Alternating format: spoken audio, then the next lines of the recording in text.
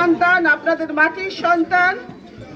আর যে সমস্ত বাংলাদেশে যে সমস্ত সূর্য সন্তানদের নিয়ে আমরা গর্ব করি, যে সমস্ত মুক্তিযোদ্ধাদের নিয়ে আমরা গর্ব করি, উনি একজন বিশিষ্ট মুক্তিযোদ্ধা, আপনাদের বারবার নির্বাচিত এমপি অধ্যাপক জয়নাল আবেদিন ভিপি জয়নাল, আমাদের সকলের মুরব্বী।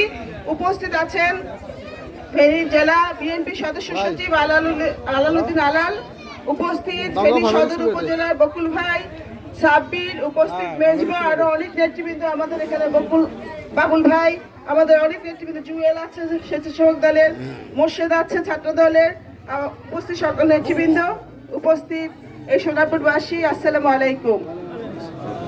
আমরা আসলে দীর্ঘদিন ভোট দিতে পারিনি, আপনারাও দীর্ঘদিন ভোট দিতে পারেননি। দীর্ঘদিন পর 12ই ফেব্রুয়ারি নির্বাচন অনুষ্ঠিত হতে যাচ্ছে।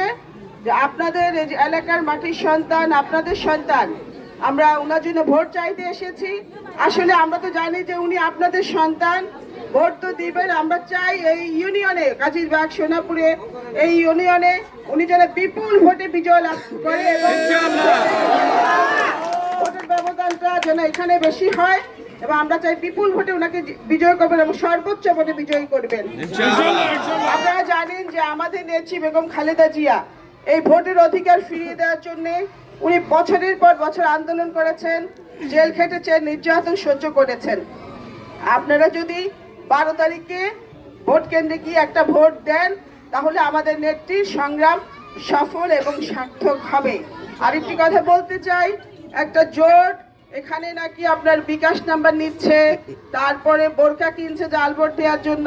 তা আমাদের বক্তব্য পরিষ্কার, আমরা নিজেরা ভোট কেন্দ্র দখল করব না, কাউকে ভোট কেন্দ্র দখল করতেও দেব না।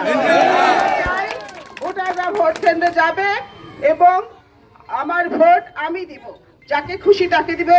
ভোটাররা 12 তারিখে, ভোটাররাই দেশের মালিক, ভোটাররা যাকে পছন্দ করবে তাকে এই ভোট দিবে। তাই আপনাদের কাছে আবারও ভিপি জয়নালের জন্য দোয়া চাই, ধানের শীষের জন্য দোয়া চাই, এবং ওনারা আপনাকে বিপুল ভোটে বিজয় করবেন এই প্রত্যাশা করে আমি আমার বক্তব্য শেষ করছি। আল্লাহ হাফেজ। বাংলাদেশ জিন্দাবাদ, ধানের শীষ জিন্দাবাদ, ভিপি জয়নাল জিন্দাবাদ।